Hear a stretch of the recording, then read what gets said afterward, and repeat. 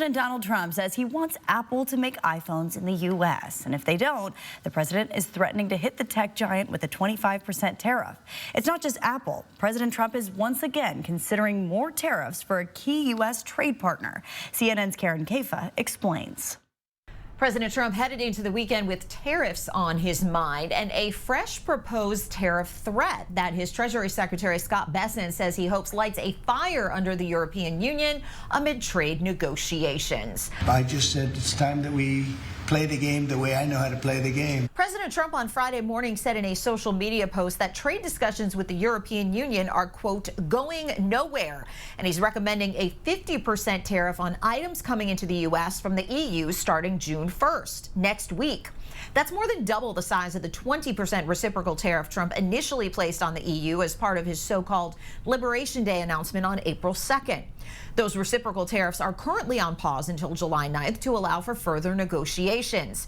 Treasury Secretary Scott Bessent told Fox News Friday he hopes the president's recommendation spurs more serious conversation. The 90-day pause on the April 2nd tariffs was based on countries or trade blocs coming to us and negotiating in good faith. And I believe the president believes that the EU proposals have not been of the same quality that we've seen from our other important trading partners. Trump also threatening to slap at least a 25% tariff on Apple if Apple doesn't manufacture iPhones here in the U.S.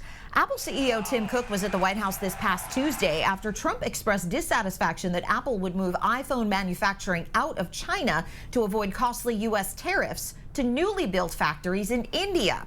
Trump has said he wants to see more manufacturing here in the U.S. That's the big motivation behind all of these tariffs. Trump said on social media Friday, quote, I have long ago informed Tim Cook of Apple that I expect their iPhones that will be sold in the United States of America will be manufactured and built in the United States, not India or any place else. There is a lengthy process for the U.S. government to place a tariff on an individual company, and analysts say that manufacturing iPhones in the U.S. would take Apple time and cost the tech giant and consumers money. Veteran tech analyst Dan Ives says that the shift would take Apple about 5 to 10 years and push the cost of an iPhone to $3,500. In Washington, I'm Karen Kaifa.